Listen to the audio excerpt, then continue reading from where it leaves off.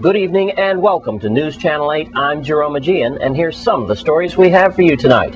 A Virgin Islander needs your help to survive. We'll show you how you can save her life. More from our tourism campaign and Dora the Explorer for Father's Day. These stories and more are coming up next on News Channel 8.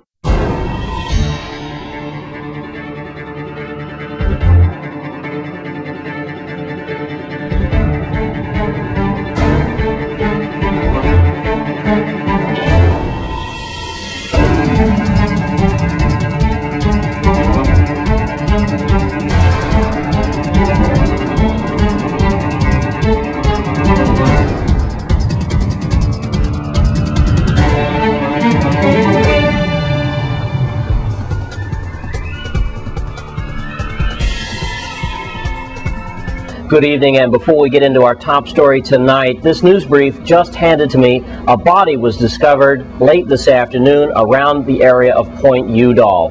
The next of kin is being notified. Police are on the scene as we speak. We will bring you as much information as we can throughout the evening and tomorrow on this late-breaking story.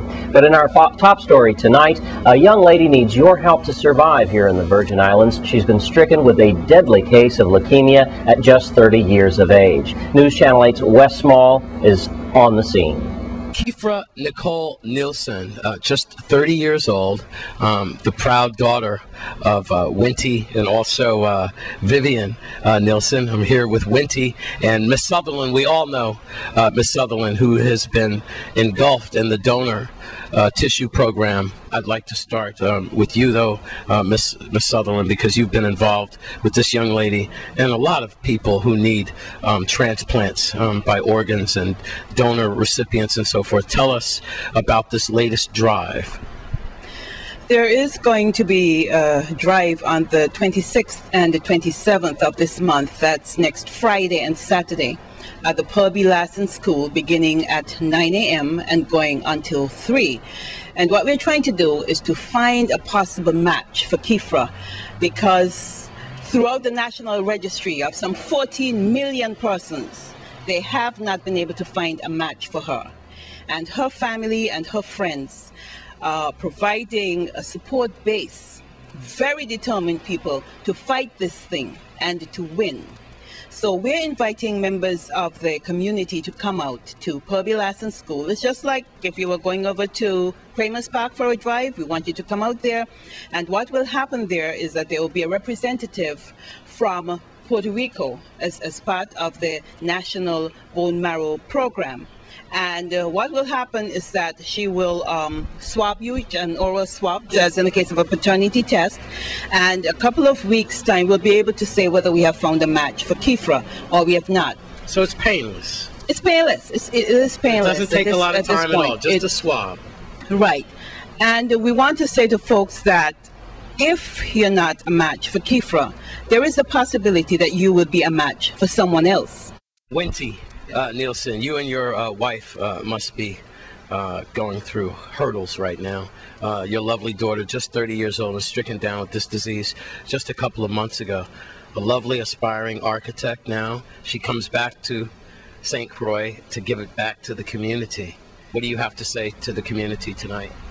Well, first of all, I'd like to thank Mrs. Sutherland for taking the lead on this. You know, I think it's extremely worthwhile effort, not just to help my daughter, but to help a lot of other people in the future. And also the focus is going to be here to get a lot of minority groups, blacks and Hispanics, which are very lacking in the database of bone marrow donors in. And so I think we'll be contributing considerably in that respect. With respect to my wife and I, of course, it's very traumatic. You know, it just hit us like a ton of bricks. We never expected anything like this. You never know what's in store for you, you know, tomorrow. We thought she had dengue fever, you know. She was complaining for pains in her legs and so forth. And some of the symptoms are similar to what dengue fever shows. Yes.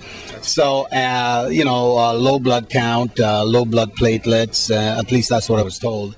But as we looked into it further at the emergency room, one doctor in particular indicated to us that she feels it's leukemia. which really blew us out the water right there. Yes. But she said, you know, I would strongly recommend that you get on the plane tomorrow and get out of here, because for one, we do not have any blood platelets here, which she needs right away. So we did that. You know, we hopped on the plane next morning straight to New York, to Roosevelt Hospital at New York, where she was first treated. She got her first chemotherapy session there, and that's where they confirmed the diagnosis, by the way. They had a couple of bone marrow biopsies, and after the first chemo session, it clearly showed that it was in remission, which was a good sign. Yes. You know, but they do not do bone marrow transplant, so she's now over at Sloan Kettering, which, as you know, is a major cancer center. Yes. She just finished another session of chemotherapy, and is doing well. She's out the hospital. She's doing well. Talk and so forth. What type of words do you think that she would put out to her to the community, and some of her classmates that she went to school with, and her friends and so forth?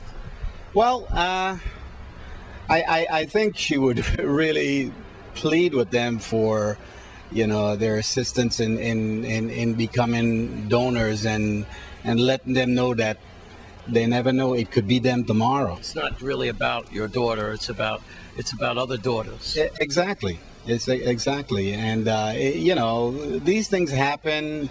We don't know. They don't know how leukemia, how anyone contracts leukemia, just like a lot of other, you know, cancer illness. And it's all about MOTEP getting swabbed and trying to save a life. I'm Wes Small for News Channel 8.